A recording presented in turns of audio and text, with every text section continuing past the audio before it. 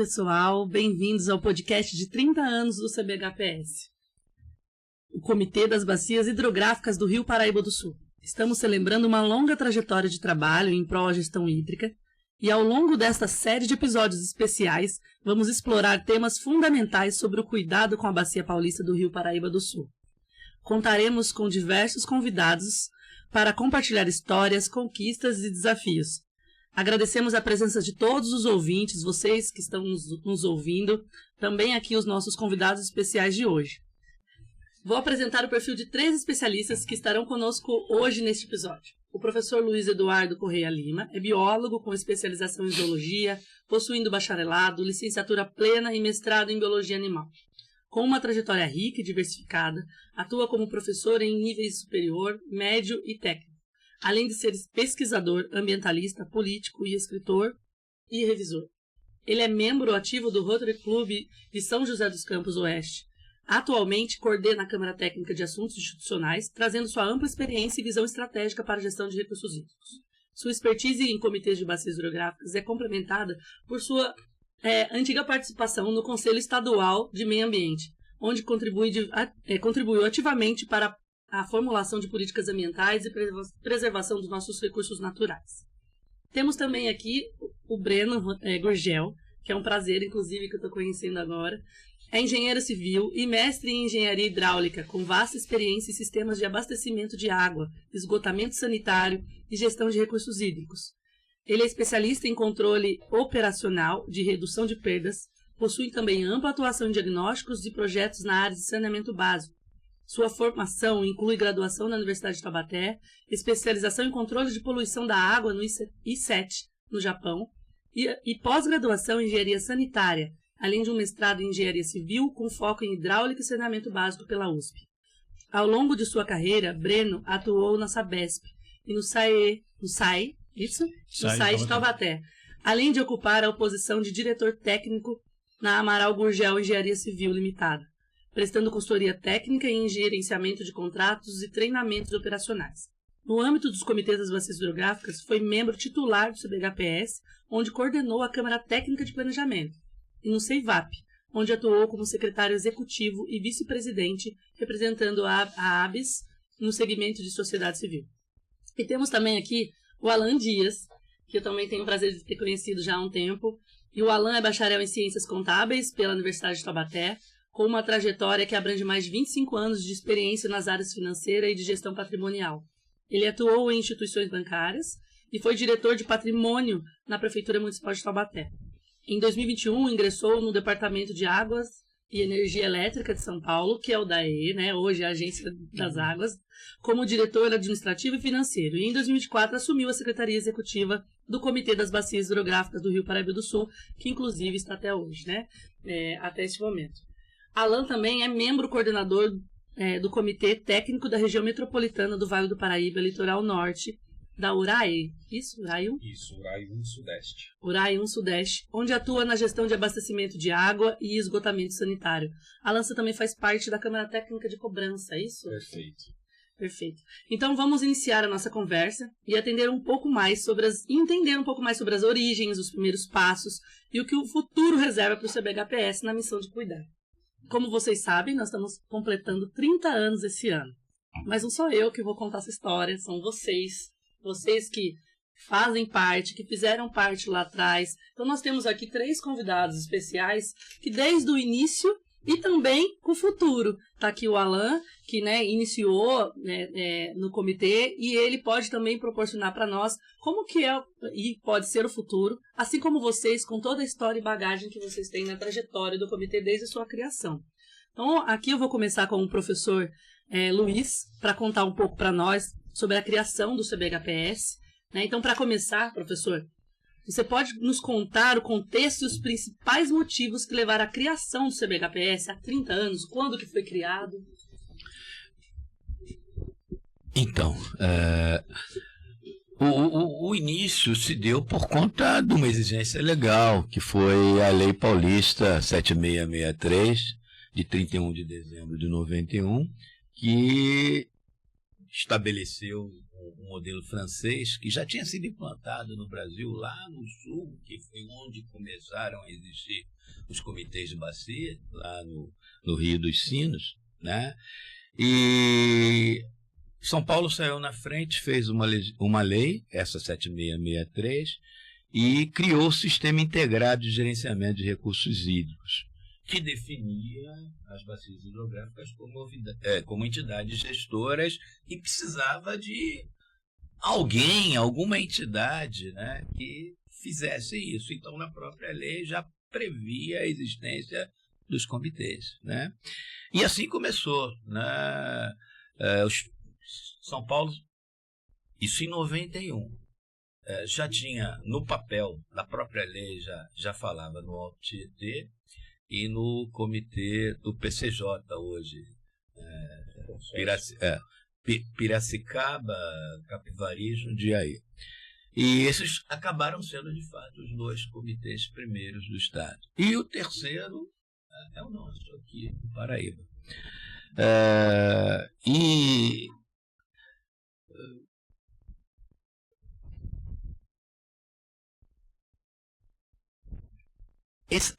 Essa organização, digamos assim, ela foi interessante porque ela apresentava uma maneira nova, esse modelo francês, né, de gerir a coisa. Quer dizer, o Estado ou o órgão público principal, ele não é o dono, né, das coisas. A ideia é integralizar, participar, né, descentralizar e dividir com a sociedade civil interessada, os consumidores e os usuários específicos daquilo, no caso, a questão água.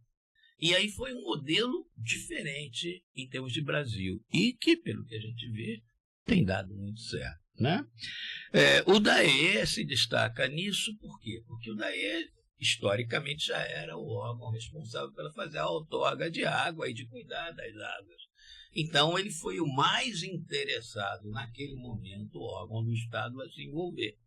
Mas, claro, a CETESB, que não era CETESB na época, a SABESB e outras, e algumas prefeituras da região, né, também se envolveram diretamente com isso. São José, Taubaté, Guaratinguetá, né?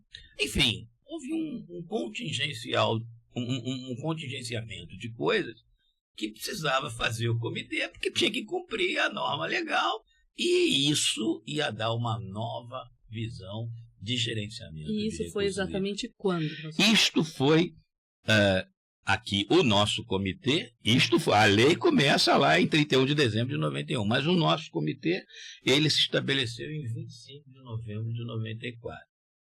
Por isso que completa 30 anos agora, tá certo? Perfeito, professor.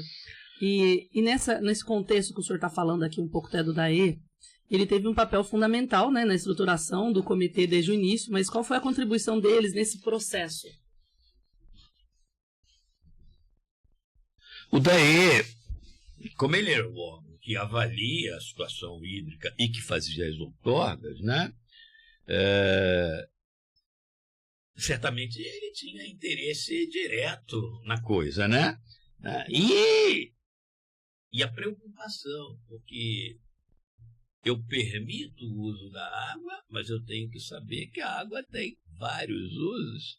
E para onde eu vou mandar essas coisas, até onde eu posso delimitar isso? Então, daí ele tem que controlar o direito de uso, mas a garantia de que outros vão poder usar também, se necessário for. Então, qualquer coisa que fosse feito em termos de gestão de água, o DAE tinha que estar presente. E por isso, digamos assim, ele foi o primeiro órgão a arregaçar as mangas e entrar na questão da organização do comitê, né? Sim, perfeito. E dentro dessa estrutura também tem os municípios, né? Sim, sim. E também a questão da sociedade civil. Sim. Então, a sociedade civil, aí eu vou falar, porque naquela época a gente começava um tempo novo no país, né? Aliás, no mundo, porque falar em meio ambiente é uma coisa que começou oficialmente em 1968 e que estoura em 1972. né, com o encontro lá de Estocolmo. E, então, 50 e poucos anos, não tem mais que isso. E aqui na região, naquela época, a gente começou a formar, isso já no final da década de 70, início da década de 80, uma série de ONGs que, nos mais diversos assuntos ecológicos, digamos assim, elas se envolviam. E a gente tinha tanta ONG na região naquela época. Eu cheguei a ter uma listagem, eu tenho esse documento até hoje em casa. Só no Vale do Paraíba temos 122 ONGs. Só no Vale do Paraíba. Hoje não tem 40. Porque era, cada um fazia. E tinha muita ONG que era ING, né? Que é isso? É, indivíduo não governamental. Ele criava uma entidade sozinho. Tá certo? Mas tudo bem. Mas tudo bem, valia também. E aí nós chegamos à conclusão que todo mundo apitava para tudo quanto era lado. Então nós resolvemos criar uma entidade que congregava tudo isso, que foi a Frente Verde. Frente Verde Vale Paraibana. Foram várias frentes que existiram no país todo. A nossa aqui era... Eu, nessa época, eu tinha uma ONG em Caçapava, né, que era a ONCA.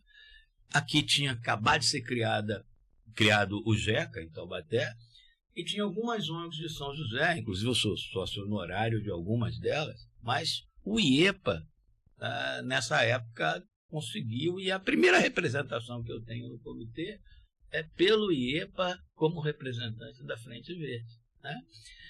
Foi a minha primeira participação no comitê. E essas ONGs, então, a gente se reunia periodicamente, né, e definia posturas a serem tomadas nas mais diversas áreas ambientais. E recursos hídricos passou a ser uma delas, né? E assim a sociedade civil se manifesta diretamente no questionamento. Perfeito.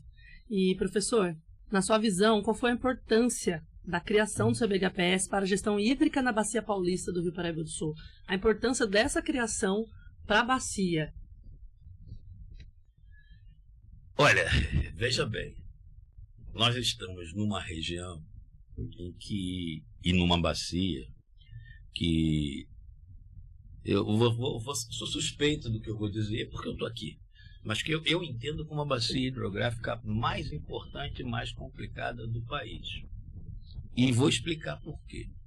Porque nós temos um rio que, em termos principal, né, que dá nome à bacia, que é o Paraíba do Sul, que em termos de porte não é um rio tão grande como outros que a gente tem nesse país, né? E que se ocupa por abastecer uma região que envolve a região mais desenvolvida, mais populosa, mais industrializada, com várias condições de implementos e de estrutura agrícola do país. E que hoje aborda aí cerca de, considerando toda a subbacia da bacia do Atlântico Sudeste, que é a subbacia do Paraíba do Sul, ela é muito grande. Nós temos uma pontinha dela aqui, que é o Estado de São Paulo, que é o nosso CBH, que cuida do... Mas nós temos outros comitês na região. Nós somos um federal e mais 7 estaduais. 4 fluminenses, 2 mineiros e nós aqui paulistas. Eu digo nós paulistas, mas eu sou carioca. É complicado esse negócio, mas eu já me assumi paulista. Estou aqui há tantos anos, 45 anos. Bom, então veja bem, administrar esse negócio é complicado. São 187 entes político-administrativos. 184 municípios, 3 estados, aliás, 188, e o governo federal. Quer dizer, porque nossa bacia é uma bacia federal. Então é complicado. Se você não tivesse essa possibilidade de ter uma participação e uma democratização desse processo, isso não teria solução jamais. Mas ainda com a legislação que obriga que seja assim hoje, porque o governo federal, em 97, depois que São Paulo fez em 91, o governo federal praticamente repetiu a lei paulista para o país inteiro, porque dava muito certo. Pois é, então essa coisa começou a funcionar, né? Mas, claro, os interesses são diversos. O prefeito de uma cidadezinha de 1.000 habitantes teoricamente, ele tem a mesma obrigação naquela cidadezinha para uma outra de 2 milhões de habitantes. Né? Eles têm o mesmo cargo, eles exercem o mesmo poder legal no espaço que eles administram. E aí o jogo de interesses vai sempre existir. Mas quando você pega aquele indivíduo que é da sociedade civil, que sente a coisa no que é ele que está na comunidade, isso cria uma forma interessante de gerir, porque você tira um pouco do poder da mão dos administradores e acaba tirando a responsabilidade também. E isso passa a ser mais soft, talvez seja essa a melhor palavra, na questão da gestão. Então é fundamental. Esse modelo que a gente usa para a água, ele devia ser um modelo que se espalhasse para outras coisas nesse país, porque ele garante participação e garante mais eficiência. Né? Então é fundamental. Sem um comitê hoje, né? Como é que a gente ia fazer? Eu realmente não sei. Eu estou há 30 anos nesse negócio e posso dizer para você que, olha, quando eu cheguei aqui há 45 anos atrás na região, era uma nhaca a questão da água do Paraíba, e posso afirmar com toda a segurança, melhorou e muito. Está ótimo? Não. Mas está melhorando e vai continuar melhorando, porque é assim. Porque não está na mão do poder municipal, estadual ou federal. Está na mão de todos. E isso é fantástico. Perfeito, professor. E assim, já passando a palavra para o Breno, que nós vamos falar aqui também dessa estruturação, da consolidação do comitê, mas explicar para os ouvintes também, Breno, por gentileza, que inclusive tem muita gente que está ouvindo a gente e não conhece a estrutura do comitê, mas também não sabe que o Rio Paraíba do Sul pega 3 estados. Você conta um pouquinho para nós, um pouquinho sobre isso? E o senhor já entra para nós também falando, né, da questão da estruturação do comitê, estado, município, explicando esses detalhes também. Pegando o gancho do professor, posso dizer que a metodologia de comitês de bacia é a forma mais democrática de distribuição de recursos que existe no mundo. Porque você tem a participação de todos os interessados. O mesmo peso, não há interessado que vale a mais que o outro. Então todos têm o mesmo direito e a mesma responsabilidade. Essa forma de ser faz com que o dinheiro seja aplicado, que o dinheiro seja acompanhado e você não tem desvio, porque todos os interessados estão acompanhando. Eu, começando a minha história em comitê, eu era engenheiro na Sabesp e recebi uma determinação na época do superintendente regional que eu comparecesse a uma reunião em São José dos Campos, que eu não sabia para que era aquela reunião. Fui nessa reunião e foi a reunião de posse da prefeita Ângela Guadagnini na presidência de um comitê de bacia. E o que era isso? A mesma dúvida que talvez hoje os nossos ouvintes possam ter do que é isso, né? Esse pessoal fica falando de comitê, né? Eu tive na época. E vi a posse dos membros, das pessoas, e algumas pessoas eu conhecia particularmente, né? Também tive o prazer de 87 a 2000 de frequentar o Rotary de Taubaté Sul, que hoje é Taubaté União. Fui rotariano durante um tempo, fui presidente do meu clube. Então eu entendo bem essa importância que o professor dá. Permite uma parte? Sim. Hoje eu represento o Rotary no comitê. Olha que ponto que a gente chegou. A gente conseguiu envolver o Rotary na atividade da gestão de água da região. É de suma importância essa característica, porque o Rotary é um clube que reúne lideranças profissionais. Então você tem ali uma linha horizontal de atuação, que todos ficam permanentemente sabendo de tudo que está acontecendo, e a representação faz isso. Então, em 94, depois em 95, eu fui designado para representar a Sabesp na Câmara Técnica de Planejamento. O que é isso?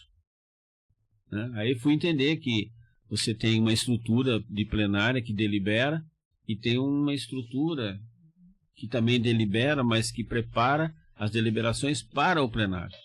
Então, qual a função das câmaras técnicas? As câmaras técnicas são câmaras de assessoramento. A técnica de planejamento faz todo o plano de bacias. Ela, no nosso caso, na época, não tínhamos plano de bacia, mas nós nos envolvemos na estruturação, na montagem de termos de referência, na contratação, até que chegou-se ao primeiro plano de bacia, e aí, com o plano de bacia, você tinha metas a serem atingidas e horizontes a serem perseguidos. E, paralelo a isso, você tinha a Câmara Técnica Institucional, que fazia a gestão institucional das legislações, das resoluções, da parte legal do comitê. Posteriormente, nós chegamos àquilo que era o foco principal, que durante muito tempo, nos plenários do comitê, a gente via que havia uma certa resistência, como é tripartite, você tem usuários, o Estado e a sociedade civil. Então você tinha lá, nos usuários da água, a gente sentia uma certa resistência à questão da cobrança do recurso hídrico, a cobrança pelo uso. Era muito difícil você explicar que a cobrança não se dava simplesmente pelo fato de você ir lá tirar um dinheiro pelo volume de água utilizado, mas sim, não só cobrar, mas também podia ter um desconto se você devolvesse com qualidade. Então tinha uma compensação. Pagava mais quem usava e não devolvia com qualidade. Pagava menos quem usava e devolvia com qualidade.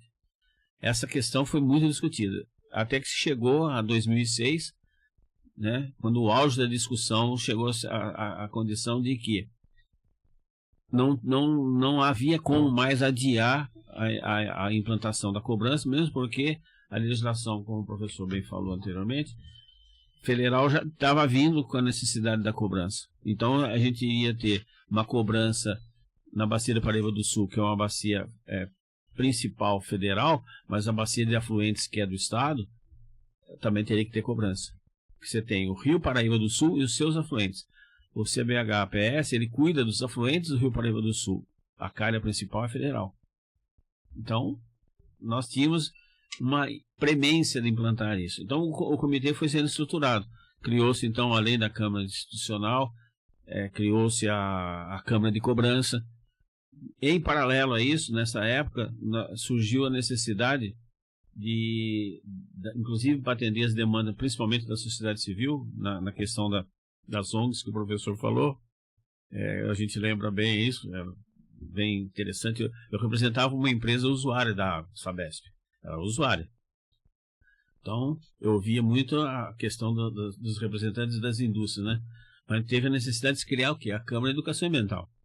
E em paralelo a tudo isso, a gente sabia que aquilo não bastava ser um organismo fechado estruturalmente no Estado, nos industriais e a sociedade civil. A sociedade civil era a que fazia com que aquilo se tornasse perene. A perenidade do comitê não está no usuário e no Estado, está na educação ambiental, que é aprovada pela sociedade civil, porque são as crianças que estão aprendendo que vão ser os adultos que vão fazer as cobranças. E todos são usuários da água individualmente. E todos são usuários da água individualmente. Eram assim, tinham discussões interessantes, né, quando você cobrava isso. Carlos, não, porque eu tenho que defender, mas e na sua casa, como é que é? Aí né? Da minha casa, como é que é, né? Na minha casa eu sou usuário, eu uso água. Como é que a água vem? Como é que a água sai? Para onde a água que eu uso na minha casa vai? Então tinha todas essas... E é tão importante isso para a população, né? Porque a água chega e aí...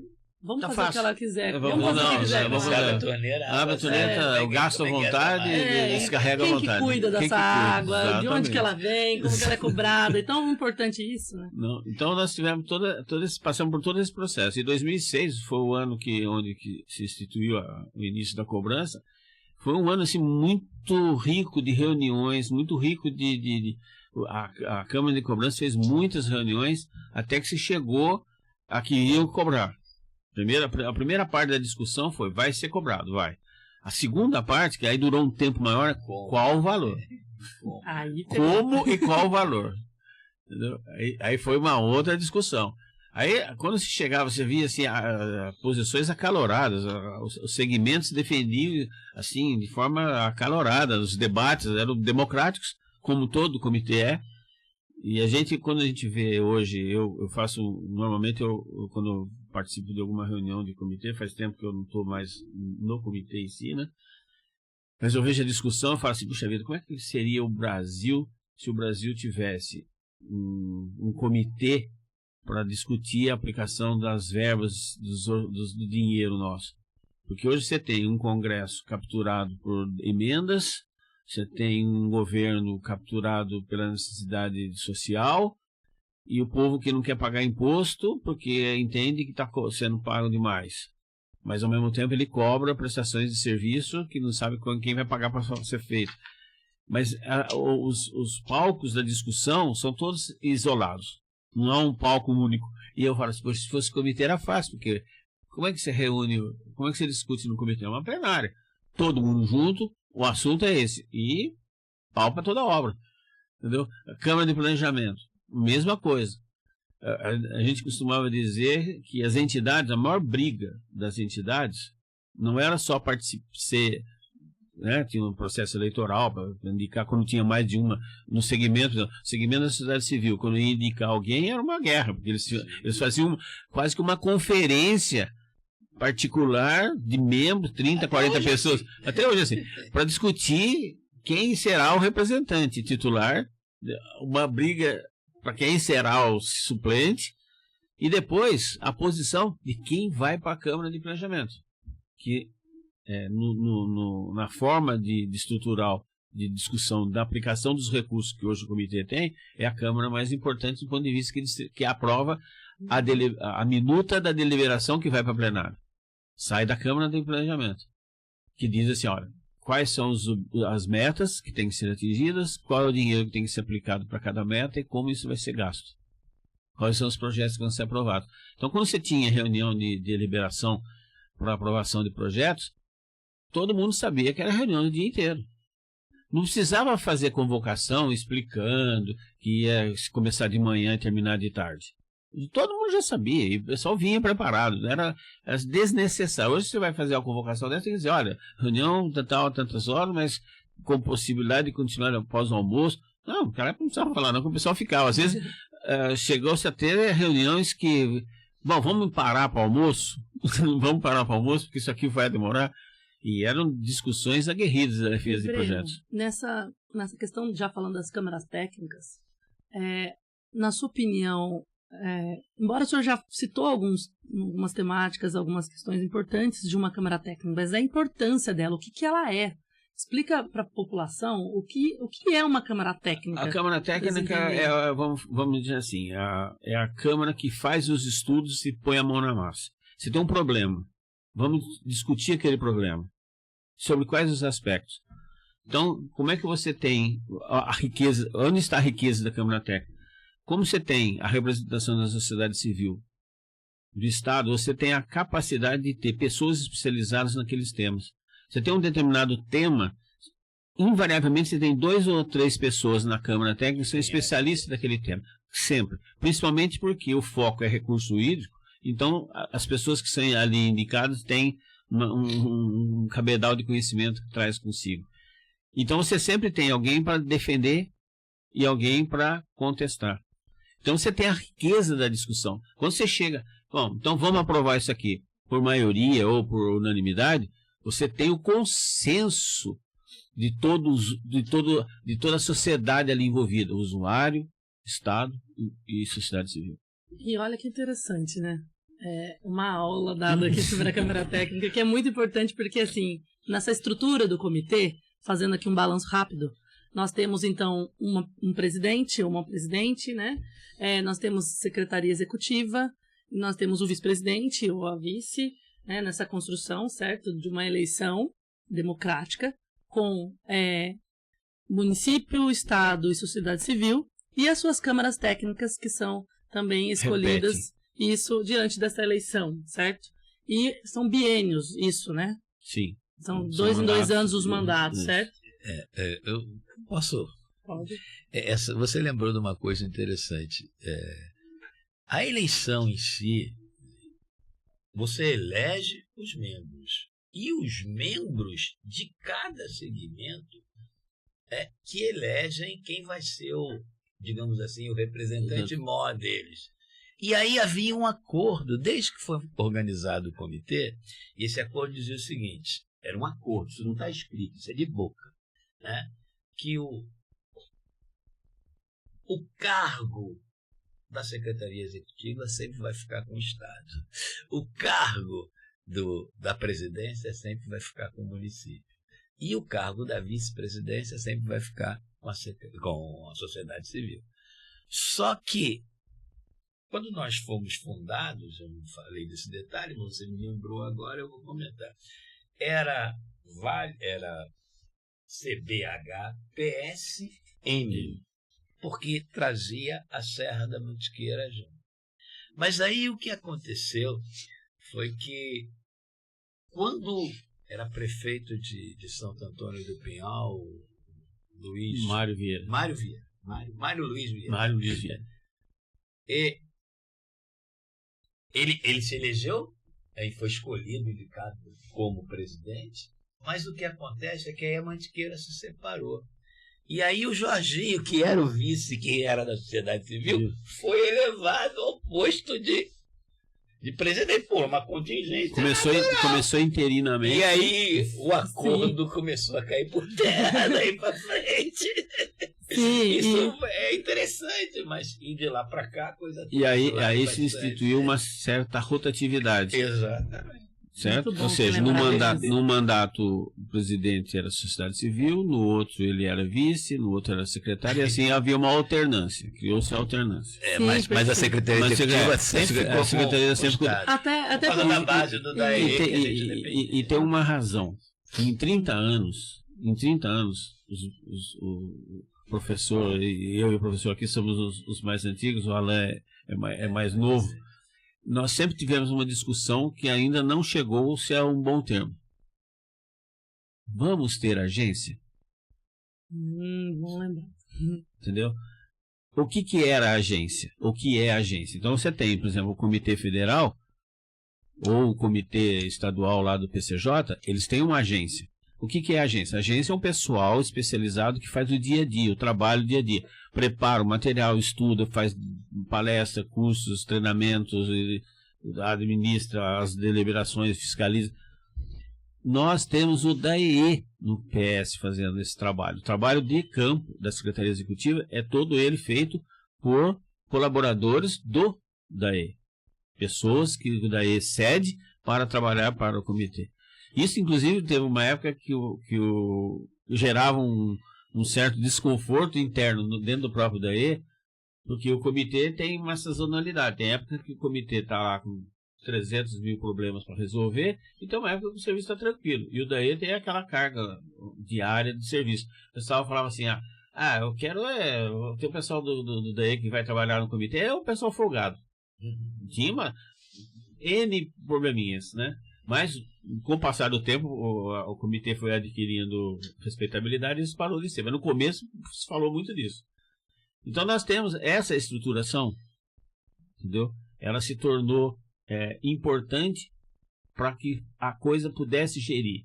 E a fonte de recursos originária para ser aplicados no comitê era os royalties que o Estado arrecada pelo fundo recusivo, que nada mais é assim. Você faz uma usina hidrelétrica, você faz o impacto ambiental de uma área desapropriada, uma área alagada, e essas empresas pagavam para o Estado um valor.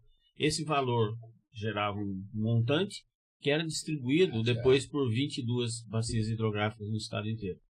Paraíba do Sul recebia uma parte. O que se faz com esse recurso? Aplicar em recursos hídricos. E aí, eu trouxe aqui o livro do meu professor, mestre e especialista em recursos hídricos, que era o professor Joaquim. O professor Joaquim foi o maior estudioso. Para vocês. O professor Joaquim foi o maior estudioso de recursos hídricos que eu conheci na vida. Ele também tem, gente. Olha que nós somos discípulos. Alan, nós temos que arrumar um para nós. Eu tenho. Você tem também, Alan? Que bom. Então agora falta Eu vou eu. arrumar um pra você. Isso, Ellen, pode obrigada. deixar. Nós somos. Eu quero um desses. Todo valeu. mundo aqui aprendeu com o professor Joaquim. Mas realmente essa aí é a Bíblia sagrada aí da gestão bíblica. Aí tem todo aqui tem todo um contexto emocional, porque ele não fez um livro técnico, isso aqui não é um livro técnico, isso aqui é um livro de memórias. Então é um livro do que ele sentia ao fazer as coisas. Eu fiquei muito surpreso ao ler esse livro, porque eu convivi com ele desde a fundação do comitê, virei coordenador da Câmara Técnica de Planejamento por indicação dele, quando ele foi assumir um cargo de secretário da Prefeitura de Pina. Ele já era aposentado daí, aí ele foi ser secretário. Eu recebo um telefonema na Sabesp, quero almoçar com você. Óbvio, quando, professor? Aonde? Ele é meu professor, foi meu professor da Faculdade de Engenharia. Vamos almoçar, chegamos no almoço e pessoal, preciso conversar com você uma coisa. Era o seguinte, vai acontecer isso. Eu fui convidado pelo prefeito para assumir a secretaria lá em Pina. É incompatível com a minha coordenação aqui, com a minha participação no comitê. Eu vou ter que sair, vou deixar o comitê e vou deixar a Câmara Técnica. Mas eu queria que você fosse coordenador da Câmara Técnica. Mas, professor, eu? Como, professor? Como? Eu gosto, eu sei, mas eu não tenho. Será? Você está preparado. Professor, mas eu sou seu professor, não sou, então me obedeça. Não. E eu aceitei e fiquei até a minha aposentadoria na Sabesp. Quem pode obedece quem tem juízo. Muito Quem bom. pode obedece quem tem juízo. E o professor Joaquim, ele tinha assim, uma característica muito importante, e nós temos colegas lá que estão no DAE, que participaram dessas histórias. Tem um colega especial, o geólogo Edilson, ele vai me lembrar, porque eu perguntei para ele: Edilson, será que a família dele ou alguém guardou a lei? Lembra? Bem perguntado. Eu não sei. Será que podia alguém que tivesse acesso na família e perguntar para a esposa, para o filho, se ele guardou? O que é guardar a lei? Quando foi editada a lei, em 91, o governo do estado fez um livreto. Sim. Um livrinho, marronzinho. Não lembro da cor até hoje. Marronzinho, pequenininho assim. Era a lei. Esse livrinho, amarrotado, amassado, aquele que parecia com a mão, carregou muito exemplo. O professor Joaquim estava sempre, não largava o livrinho. Você chegava, professor, mas isso aqui não é para ser assim, né? Porque a cobrança. Ele pegava o livrinho, tá aqui, o item tal da lei prevê o recurso. Ele ia no artigo, ele decorou aquela legislação, ele sabia decor e salteado. Então ele nunca abriu a boca para dizer que alguém estava falando errado, porque ele achava que era errado. Ele falava assim, a lei que está dizendo. Perfeito. E quando a lei federal foi criada, que é uma cópia da lei estadual, o professor falou, ele simplesmente disse, não mudou nada. Só vamos usar a mesma regra. Muito bom. E é importante, né, essas memórias. Inclusive está até escrito no próprio livro, né? Mas as memórias, as pessoas que passaram pelo comitê e principalmente toda a estrutura que essas pessoas também vivenciaram, né? E agora, aqui, Alan, vamos colocar nós, porque eu também estou conhecendo também o comitê, mas você que já vem de um tempo lá dentro do DAE, a gente sabe pela história dos dois e pela história de tantas pessoas que passaram, quanto o DAE também é muito importante, além da sociedade civil e também, né, dos municípios. Mas principalmente, como o professor bem colocou aqui, por ele ter o núcleo dele aqui, cuidando já da bacia, né, não só da bacia aqui do Vale, mas litoral e Serra da Mantiqueira também. Mas falar um pouco também da sua história agora aqui, que eu também quero conhecer, todos nós, da sua mudança por todo o seu histórico também, sabe, de vir para o DAE, qual a sua percepção de tudo isso. Legal, Ellen. Bom, é difícil, né?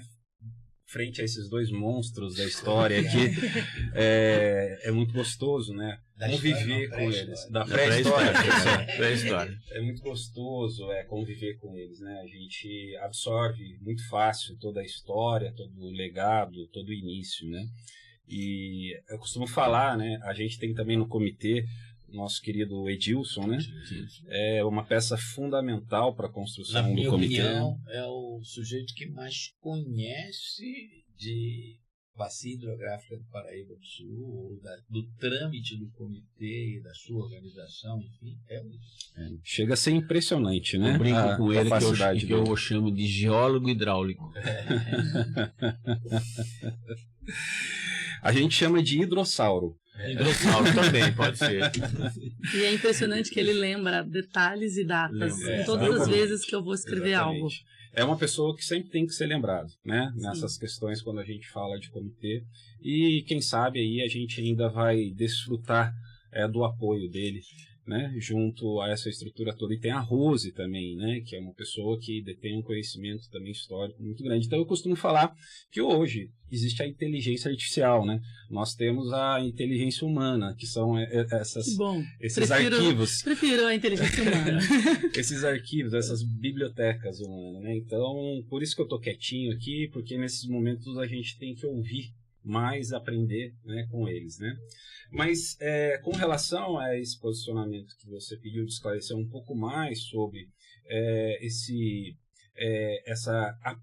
apoio do DAE, né? Então também é importante frisar que hoje já nasceu a SP Águas, né?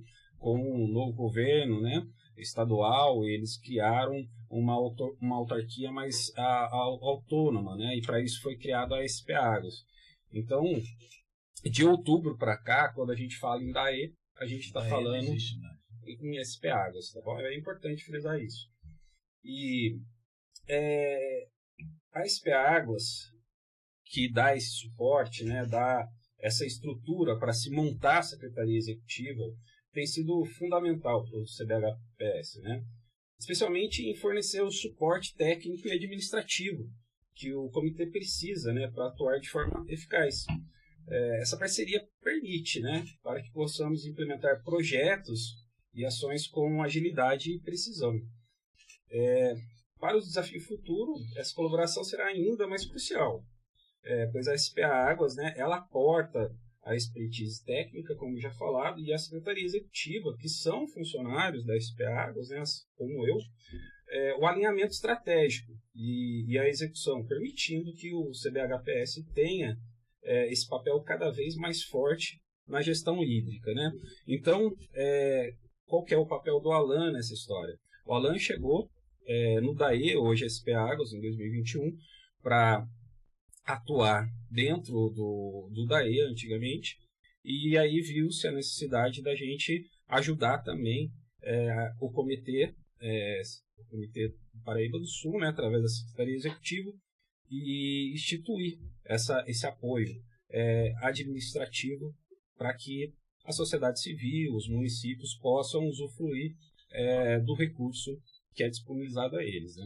Alan, e aproveitando que você citou uma questão e voltando também na questão de estruturação, então, por exemplo, a Secretaria Executiva, ela além da questão administrativa da coisa, do comitê um todo, ela tem todo aquele trabalho de ler todos os projetos que recebe, de organizar esses projetos, e isso é árduo ali dentro também, né? Inclusive, uma das pessoas que a gente sabe que faz muito bem isso é a Rose, né? Isso, que conhece os projetos. Conta um pouquinho como funciona esse trabalho, que realmente é árduo, para as pessoas saberem, né? O quanto vocês avaliam cada projeto. Óbvio que junto com várias câmaras técnicas, mas o funcionamento da secretaria, sabe? Uhum. Muito importante, né? A gente tentar esclarecer melhor aí, até um pouquinho que cada um que o professor comentou um pouco, que o Breno comentou um pouco aqui, né? Então, quando o professor fala que a Secretaria Executiva, existe um acordo de ser gerida pela SP Águas, isso se faz necessário pela personificação jurídica do comitê.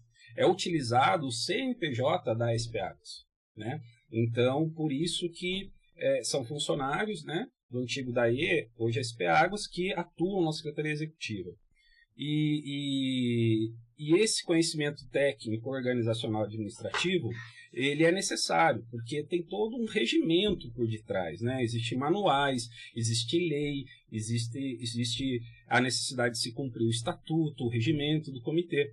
Então, essa parte administrativa é feita pela Secretaria Executiva, onde ela analisa a necessidade do plano de bacia, que é um outro instrumento utilizado para dirigir os investimentos, né? Então ele faz essa regulação entre o recurso e os tomadores. E colocando aqui para vocês, ouvintes, eu já estou aqui até abrindo um tema muito importante que nós vamos discutir isso no próximo episódio, mas em especial agora, já falando que o Alan já abriu, inclusive, eu gosto muito de aprender isso. Até esses dias eu estava falando com ele no WhatsApp. Me explica melhor sobre isso. Alan, eu quero aprender mais sobre isso porque a população precisa saber o que ela paga, o que ela gasta, como que chega para ela. Não só para nós acadêmicos, né? Nós que gostamos do assunto, que estudamos. E mesmo assim, muitas das vezes também não sabemos como chega toda essa origem, né? E a população precisa saber também que todos que fazem parte do comitê são voluntários. Ninguém ganha absolutamente nada.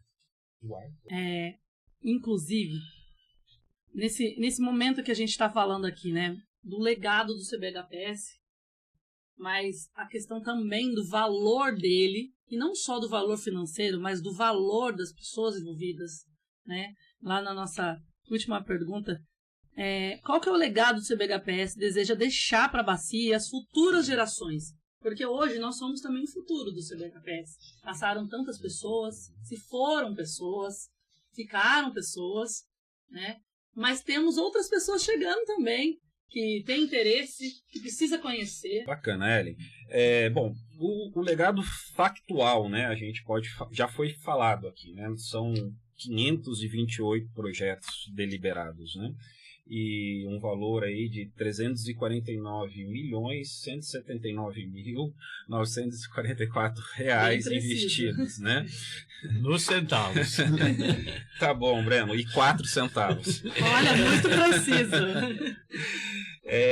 Então, acho que o legado factual é esse. Nós temos aí situações lindas de ver, de recuperações de mata, de saneamento básico. Então isso está lá, ninguém pode contestar isso, né? É a situação factual. E assim, nós desejamos deixar, né, um legado de cuidado e preservação dos recursos hídricos na bacia, né? Que servem de exemplo para outras regiões do país. Queremos que as futuras gerações entendam a importância da água como um recurso vital e que possuem os meios para continuar esse trabalho. A continuidade é essencial, né, para que o que já foi feito, o que já foi construído até aqui, se fortaleça e que possamos entregar uma bacia sustentável, segura e acessível para todos que dela dependem. E é isso, né? É extremamente positivo. Somos cientes e conscientes de que devemos cuidar de nossas águas para garantir a segurança hídrica da bacia e certamente estamos fazendo a nossa parte. Quando eu me recordo da qualidade das águas quando cheguei na região há mais de 40 anos, comparo com o que podemos observar hoje e identifico que a situação melhorou bastante e que tem progressivamente melhorado cada vez mais, eu tenho plena convicção de que o CBHPS está dando muito certo e tenho certeza que vocês também sentem o mesmo orgulho em fazer parte desse trabalho. Que bacana. Colocando em coisas práticas, né? Em 1974, o Serviço Autônomo de Águas de Taubaté precisou ampliar o sistema. A cidade chegou no seu limite, precisava de um novo sistema de abastecimento de água. Na época, contratadas consultorias, né, de renome do Estado, decidiu-se que teria que buscar água no Rio Una. Então hoje Taubaté tem uma captação de água no Rio Una. Por que o Rio Una foi escolhido em 1973 para começar as obras e inaugurar em 74? Porque o Rio Paraíba era um rio condenado. Dizia-se à época, na década de 70, que o Rio Paraíba iria virar um rio Tietê. Esgoto puro não teria solução, porque todas as cidades da região jogavam seus esgotos no Rio Paraíba. 74, 94, 20 anos. Em 20 anos, evoluiu-se a legislação, o interesse, o entendimento, chegou-se a um comitê. Após 94, o que nós vemos? Hoje, praticamente, quase todos os municípios do Vale têm seu esgoto tratado. O Rio Paraíba não morreu e não vai morrer.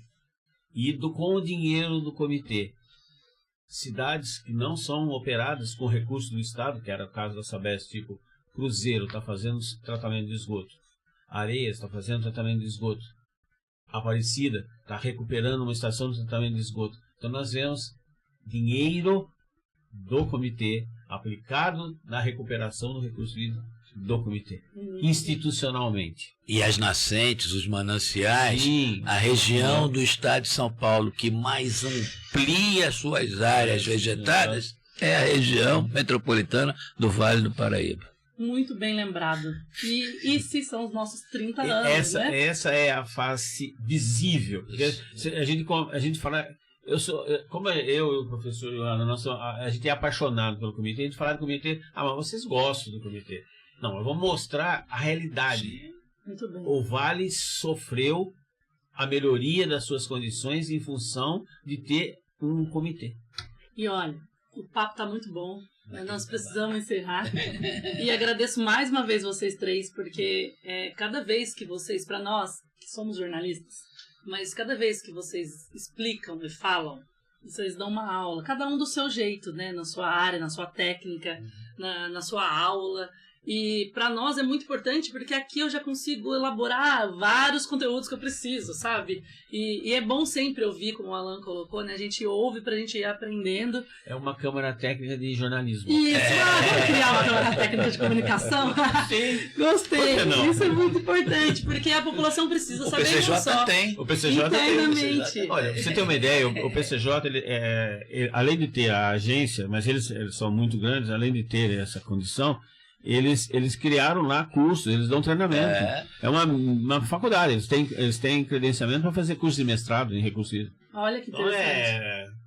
é o supra-sumo da inveja. Eu queria ser o PCJ. Técnica de comunicação. Olha que interessante, isso é muito importante. E ela sempre vinculada com a educação ambiental e assuntos institucionais, porque precisa poder entender, né? Então, mais uma vez, obrigada a todos os ouvintes, em especial eles, por quê? Porque eles têm que absorver tudo que nós estamos falando aqui e aprender com todos vocês, né? E também vocês três, por estar com a gente, né, o tempo todo. Eu vou aproveitar mais agora o Breno, já que eu já conheci ele, tá? Porque tem bastante história e eu preciso também. Breno, me ajuda aqui com um conteúdo ou outro, né? O professor já me ajuda, o Alan também. E tá do Alan. O Alan liga todo dia, toda hora. Alan precisa de informação, precisa de números. E olha a precisão que ele me deu nessa organização, que eu agradeço, inclusive, como comunicação. Jamais você vai esquecer dos 4 centavos. Dos 4 centavos, jamais. E assim, realmente, vou colocar aqui uma palavra para vocês, dessa organização da Secretaria de conseguir trazer para nós em dados e números, porque como bem o senhor colocou, a população ela só vai entender quando ela vê. Então, ou é em números, ou são em números, ou em amostragem. Então, a hora que ela pega a água, que ela não tinha água tratada para beber e ela tem, ela vai lembrar, opa, é o comitê que está ajudando aquele município a desenvolver esse tipo de projeto. Então, eu agradeço demais todos vocês por essa discussão rica, inspiradora, sobre a trajetória do futuro do CBHPS, né? E esses 30 anos de história são um reflexo de compromisso do comitê com a gestão hídrica e a preservação do nosso rio Paraíba do Sul, da nossa bacia. Que venham mais décadas de trabalho e dedicação para garantir a segurança hídrica de toda a região. Muito obrigada mais uma vez. A gente é que agradece a oportunidade de estar aqui e a oportunidade de ter contribuído por esse trabalho que é fabuloso. E peço para todos vocês que estão nos ouvindo, que estão também nos assistindo, porque está no YouTube e vai estar no Spotify também, para vocês acompanharem nossas redes sociais, lá no site do comitê, www.comitê.sp.gov.br. Lá nós temos, inclusive, toda a história do comitê. Nós temos também assuntos pertinentes de câmaras técnicas, matérias, informações. Temos também as plenárias, as ações das câmaras técnicas. E no nosso YouTube também, no nosso canal. Além do nosso Instagram, que ali você acompanha de forma mais ampla, vamos dizer assim, dados mais diretos e objetivos para vocês também terem essas informações e os nossos eventos. Mais uma vez, muito obrigada a todos e obrigada a vocês três por essa discussão muito importante para nós. A gente que agradece. Acabou.